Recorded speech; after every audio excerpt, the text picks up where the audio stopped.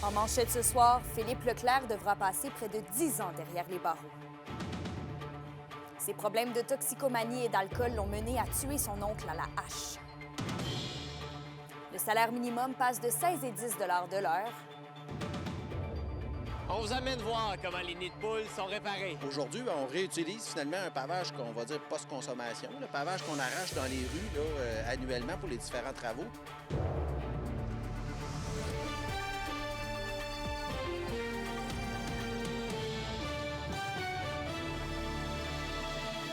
Bon jeudi soir, 1er mai. Merci d'être avec nous pour le TVA 18h. On débute ce soir dans le monde judiciaire puisqu'on a appris aujourd'hui que le Rouyn-Norandien Philippe Leclerc, qui a tué son oncle à coups de hache, passera près des 10 prochaines années derrière les barreaux. André Audet nous résume la décision du juge. Alors que les avocats de l'accusé espéraient une peine entre 8 et 12 ans, le juge Maxime Roy s'est rangé derrière la recommandation de la Couronne. Pour l'homicide involontaire coupable commis par Leclerc, il lui impose une peine de 14 ans de pénitencier, moins le temps déjà purgé. Il lui reste donc 9 ans et 9 mois en date du 24 avril dernier. Du côté du DPCP, on considère que le juge a rendu une sentence évidemment adéquate. Essentiellement, on parlait ici là, d'une catégorie d'homicide involontaire qui s'inscrit à titre de quasi-meurtre. Donc là, comme le juge Roy d'ailleurs le mentionne dans son jugement, on parle ici d'une fourchette entre 10 et 15 ans de détention habituellement pour ce type de dossier-là. Il est aussi mentionné que l'agression n'a rien d'accidentel, prenant en considération que Leclerc a pris sa hache et a donné gratuitement un coup suffisamment puissant et brutal. Et lors du procès l'automne dernier, la défense avait tenté de démontrer que l'accusé était atteint d'un trouble mental aux yeux du code criminel, mais sans succès.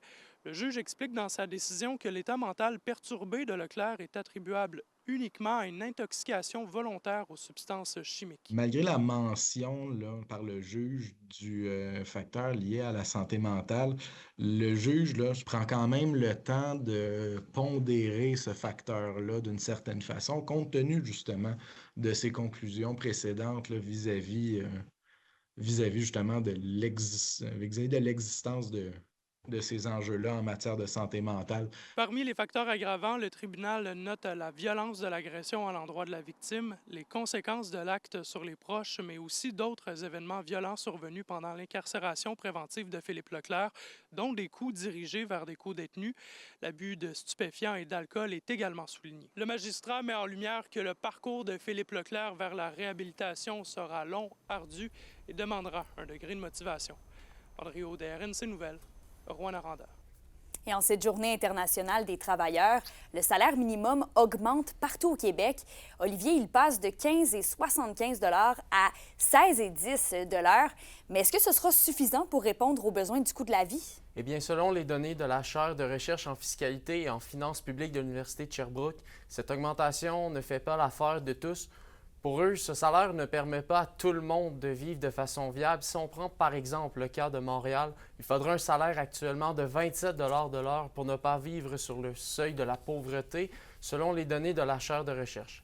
Avec la nouvelle augmentation, les travailleurs auront donc jusqu'à 484 de plus dans leur poche. Le taux horaire minimum a connu une augmentation de 4,10 depuis 2019. La province actuellement se classe au 3e rang pour ce qui est du salaire minimum le plus élevé au Canada. Les travailleurs rémunérés à pourboire ne sont pas en reste non plus. Leur salaire augmentera également de 2,38 % par rapport à l'année dernière, ce qui fera passer le taux horaire à 12,90 de l'heure. Rencontré à ce sujet, le ministre du Travail, Jean Boulet, explique comment l'augmentation a été pensée. Une personne seule avec 2 enfants qui est au salaire minimum, si le salaire minimum représente 26, 27, 28 000, dépendamment du nombre d'heures, si on rajoute les prestations sociales, ça lui confère une rémunération qui est supérieure à 50 000, puis un revenu disponible d'à peu près 40 000. Donc, c'est ça qu'il faut tenir compte de la globalité de la rémunération. Et justement, dans le cadre de cette journée des travailleurs, il y a eu une grande marche qui a été organisée ce midi à Rouyn-Noranda pour dénoncer leur précarité. Oui, en lien notamment avec les mesures de compression annoncées par Québec. Ils étaient plus d'une centaine ce midi réunis. Selon le président de la TPS, Carl Véro, qui était présent notamment lors de l'événement, cette session amènera des réductions à l'accès aux services publics. Il juge notamment que ce seront les personnes justement sous le seuil de la pauvreté qui écoperont. On peut l'écouter d'ailleurs à ce sujet. En ce moment, avec les mesures d'austérité, bien, ça va toucher la population. Ça va toucher la population la plus vulnérable.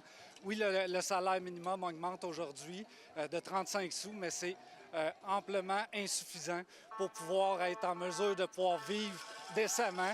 En plus, avec les coupures de services qu'on a actuellement, les coupures de postes, en éducation, en santé, en services sociaux, bien, c'est des services que les gens ne pourront pas avoir et devront se tourner vers la privatisation, là, vers le privé. Et Camélia, les manifestants qui se sont rendus aussi devant des édifices gouvernementaux comme le CISAT pour y placarder des affiches mentionnant que les services publics appartiennent au peuple et non à la CAQ. Merci, Olivier. Au plaisir. Vos réponses à la question du jour TVA, une présentation de la clinique infirmière Nord-Ouest partout dans la région. Notre équipe peut vous recevoir pour un bilan de santé, une infection, le suivi de maladies chroniques et bien plus. Contactez-nous pour plus d'informations ou visitez notre site Web. À la question du jour, on vous demandait « Trouvez-vous le salaire minimum adéquat? » Vous avez répondu non à 56 %.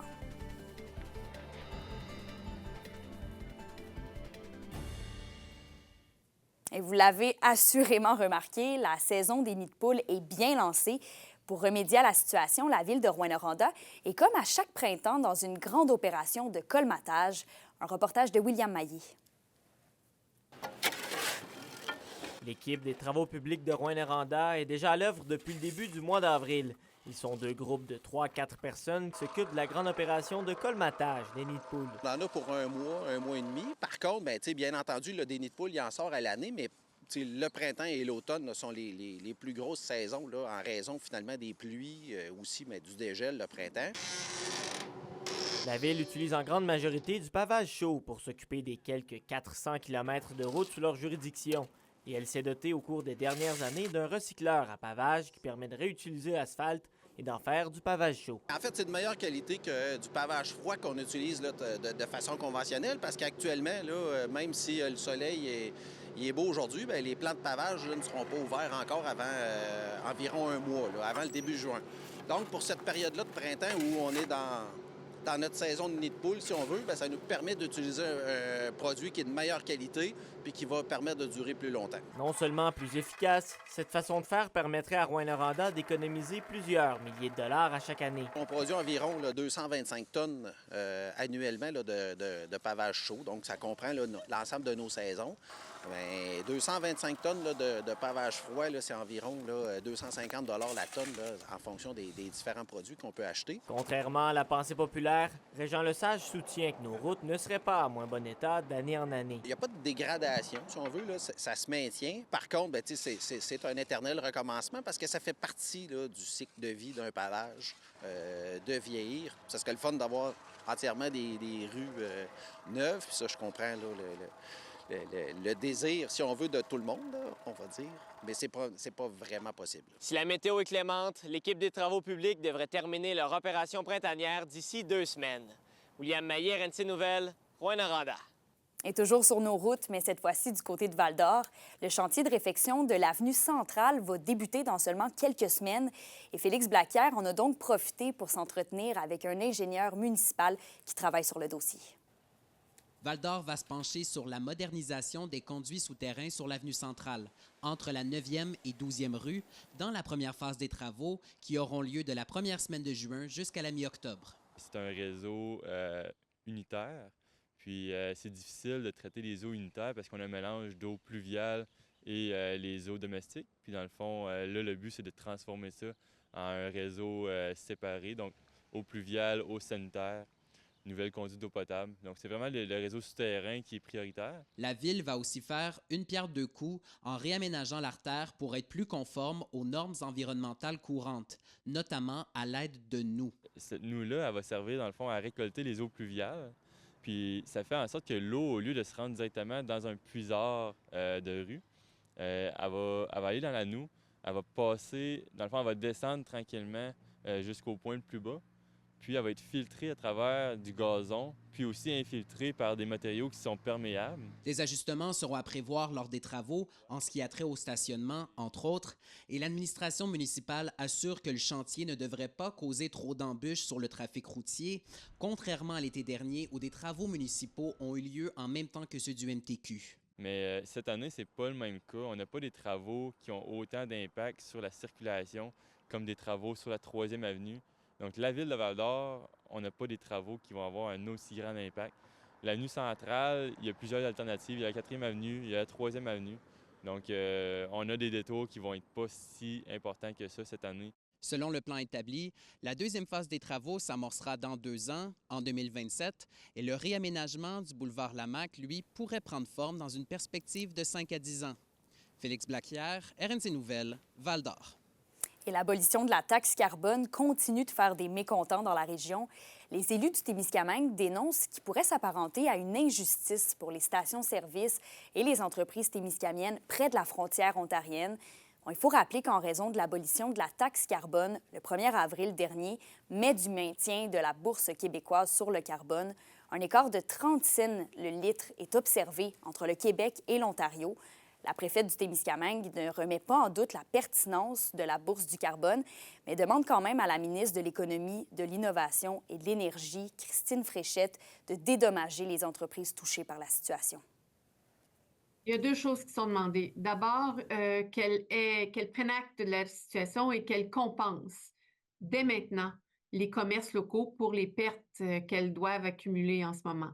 Qu'il y ait une compensation directe. C'est une mesure ponctuelle et dans un autre temps, qu'il y ait une mesure à moyen terme pour atténuer tous les impacts de la différence de taxes liées à la bourse du carbone.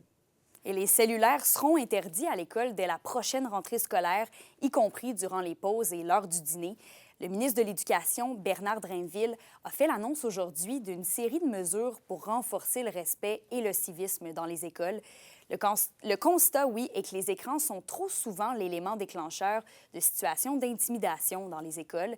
Mais les cellulaires pourront être utilisés exceptionnellement pour des raisons pédagogiques, de santé ou encore pour des besoins particuliers. Les élèves devront aussi maintenant s'adresser au personnel scolaire en utilisant les termes « monsieur » ou « madame » et en les vouvoyant. Et toujours en éducation, les centres de services scolaires pourront continuer à offrir des cours de francisation au moins jusqu'en juin de l'an prochain, en 2026. Québec alloue près de 120 millions de dollars pour le service. Le gouvernement affirme vouloir offrir une stabilité et une prévisibilité dans l'offre des différentes écoles. Bon, on se souvient que l'automne dernier, la plupart des centres de services scolaires ont dû annoncer la fermeture de classes en francisation, faute de financement du ministère de l'Éducation. Mais le gouvernement s'était ravisé quelques semaines plus tard et avait octroyé 10 millions de dollars pour permettre aux élèves de terminer leur année scolaire. L'indice boursier minier au TVA Nouvelle 18h est une présentation de GFM Groupe Financier. Dirigeants d'entreprises et particuliers, fiez-vous aux experts de GFM pour vos placements, assurances de personnes et assurances collectives. Car pour vous, ils vont au-delà de la finance. Ici Stéphane Archambault. Dans quelques instants, je vous parle de Yvon Deschamps raconte la shop qu'on joue ce soir au Théâtre du Cuivre de Rouyn-Noranda. Ça a l'air qu'il reste une couple de petits billets. Prenez donc une chance. Venez voir ça, je vous dis, ça vaut la peine. Les SADC de l'Abitibi-Témiscamingue et du nord du Québec vous présentent la bonne nouvelle économique TVA. Un investissement majeur a permis à Boréa Découverte, un économusée à but non lucratif, de créer 2 emplois à temps partiel. Boréa Découverte vous offre une visite unique sur le site industriel du distillateur d'huile essentielle. Vous découvrirez le traitement de la biomasse forestière, la distillerie et vivrez une expérience olfactive avec des produits locaux. Les SADC, partenaires de l'économie de la région.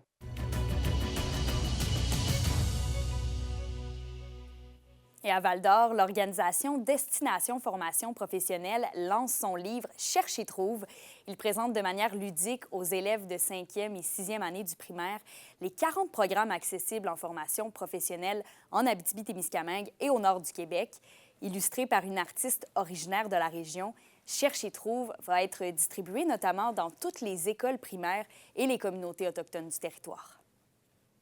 C'est vraiment en fait qu'on se déplace directement dans les classes du primaire. Donc, ils utilisent le livre, mais pour découvrir la formation professionnelle, leur faire poser des questions aussi sur qu'est-ce qu'ils pensent, eux, de la formation, de défaire un peu les mythes qu'il y a des métiers que pour les garçons, il y en a que pour les filles, par exemple. Donc, de mélanger aussi pour faire découvrir que finalement, c'est pour tout le monde.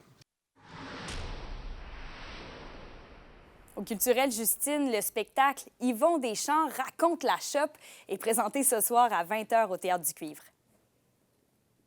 Oui, Camélia, c'est une représentation musicale et humoristique de l'œuvre complète d'Yvon Deschamps. Alors, c'est vraiment créatif et c'est inspiré de ses textes. Tout ça accompagné d'une vingtaine de classiques des classiques québécois, en fait. Et il reste des billets pour la représentation de ce soir. Et cet après-midi, j'ai rencontré un des comédiens, Stéphane Archambault. Et je crois que Yvon Deschamps raconte la shop. C'est vraiment un spectacle qui va marquer toutes les générations. Stéphane, qu'est-ce que ça raconte? Yvon Deschamps raconte la shop. En fait, c'est l'histoire de 4 employés de shop.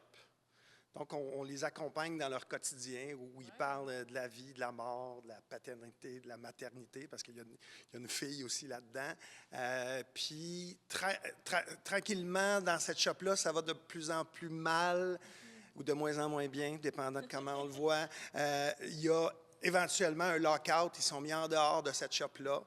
Puis c'est ça. Fait qu'on on suit vraiment comme 4 personnages qui sont quatre parties de Yvon Deschamps. C'est parce que tous les textes, c'est des textes, des monologues d'Yvon Deschamps qu'on a replacés pour faire une histoire.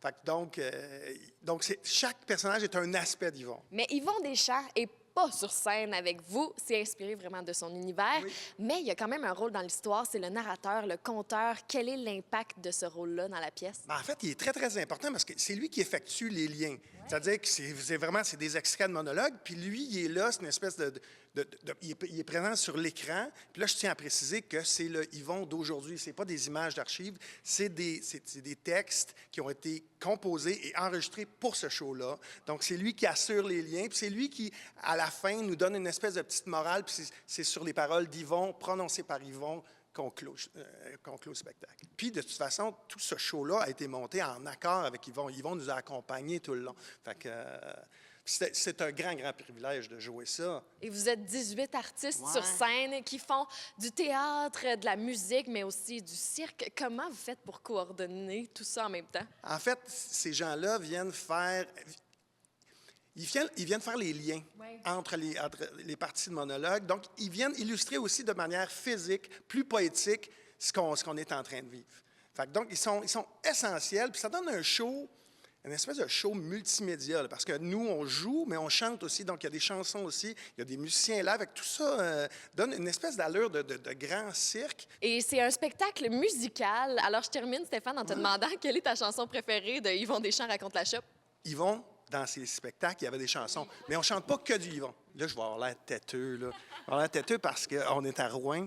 Mais il y a un moment dans le spectacle où on chante « Il va toujours y avoir » de Desjardins. Et c'est toujours un des moments magiques dans le show. Ce soir, ça va l'être encore plus. Ça devrait l'être, là. J'espère. Le parcours éliminatoire des Huskies de Rouyn-Noranda prend fin avec une défaite en prolongation à la maison. Mon nom est Alexandre Cabana. Tous les détails au sport.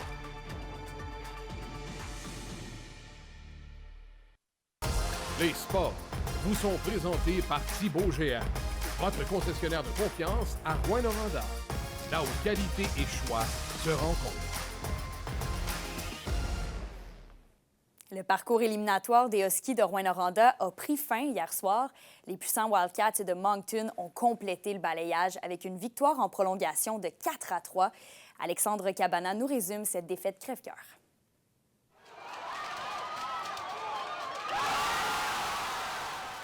Les Huskies ont retiré leur gardien. Rémi Gélina nivelle la marque avec moins de 2 minutes à disputer à la rencontre. Encore une fois, on a pu voir toute la résilience d'un club soudé. Mais une fois en prolongation, un excellent tir d'Alex Mercier a sonné le glas sur la saison des Huskies. Les Wildcats ont peut-être balayé la meute, mais reste que c'était une série et du hockey de haut niveau que nous ont offert les deux clubs. C'est le cœur brisé, mais rempli de fierté que l'entraîneur-chef s'est adressé aux médias. On n'était pas dans le carré d'as seulement par figurant. On voulait gagner cette série-là, puis on croyait à nos chances de gagner cette série-là. Mais regarde, c'est ça, la ligne est mince. C'est ça le hockey. Le sport est cruel des fois. Mais c'est sûr qu'on est fiers de notre saison. Puis on va regarder dans une couple de jours avec recul. Puis on va être très satisfait de notre saison. Mais aujourd'hui, c'est sûr que ça fait mal. Une défaite particulièrement douloureuse pour 3 meneurs de la Meurthe, Antonin Véro, Alex Carr et Ty Higgins, tous des 20 ans qui disputaient leur dernière rencontre dans la LHJMQ. Avec notre carrière est en jeu ce soir, puis je pense qu'on s'est donné toute la série, la même chose pour toute l'équipe. Puis comme je dis, c'est décevant. Mais on peut donner du crédit aussi aux Wildcats, qui était une très bonne équipe. C'est pas pour rien qu'ils étaient premiers au Canada. You know, I was on the ice for the goal, and it kind of just happened so fast. It was a nice shot, and you know, your career in the queue is over just like that. And obviously, it's kind of sad. C'est un gros match pour nous, surtout à la maison. On voulait gagner, puis cette année a été vraiment spéciale pour moi. J'irais même jusqu'à dire que c'était la plus belle saison de hockey de ma vie. Comme j'ai dit, on a eu des hauts, des bas, mais le groupe était tellement spécial. Ça aurait tellement été le fun de gagner pour tous les gars. Puis j'ai savouré tous les moments, puis on va voir qu'est-ce qui va se passer. C'est donc ici, sous les applaudissements de la foule, que se termine la saison 2024-2025 des Huskies de Rouyn-Noranda. Prochaine étape, le bilan de fin de saison et le repêchage de la LHJMQ. Alexandre Cabana, RNC Nouvelles, Rouyn-Noranda. Des patinoires européennes à la gestion d'un café de quartier dans son Abitibi natale, c'est le parcours qu'a choisi d'emprunter Sarah-Ève Coutu-Godbout, qui est maintenant la nouvelle propriétaire et directrice du Balthazar Café de Rouyn-Noranda. Elle prend le relais de Paul Coutu et poursuit la fibre entrepreneuriale de sa famille. La native de Rouyn-Noranda a joué sa dernière saison de hockey avec le Frölunda en Suède de 2023 à 2024. La météo, une présentation de Nicole Auto de la Sarre, la capitale du pick-up. Où vous y trouverez toujours le meilleur choix, toujours le meilleur prix. À la météo, Justine, on termine la semaine sur une note pluvieuse. Oui, Camélia, j'espère que tes bottes d'eau sont pas trop loin parce qu'elles vont être très utiles dans les prochaines heures. Ce qui nous attend pour ce soir et cette nuit, eh bien, c'est de la pluie. 10 à 15 mm vont tomber du côté de l'Abitibi et 15 à 25 mm sont attendus pour le Témiscamingue avec un minimum de 4 degrés. Pour demain, c'est encore de la pluie qu'on va avoir au nord et au sud. 5 à 10 mm de pluie sont attendus avec un minimum de 6 degrés. Et en aperçu pour samedi, eh bien, le soleil va être présent partout en région avec un beau maximum de 12 degrés. Il n'y a rien de mieux qu'un samedi ensoleillé. Alors, je vous conseille de déjà prévoir vos activités extérieures là, pour passer un super beau week-end sous le soleil. Ouais, mais d'ici là, c'est les bottes de pluie. Merci, Justine. Un mot en terminant pour vous dire que le chemin des Hirondelles à Rivière-Éva sera fermé entre le rang de Rapide 7 et le chemin du lac Mourier, et ce pour une durée indéterminée. C'est en raison d'une accumulation d'eau sur la chaussée. Donc voilà, encore une fois, ça a été un plaisir de vous accompagner ce soir. On se dit à demain pour d'autres informations. Passez une excellente soirée.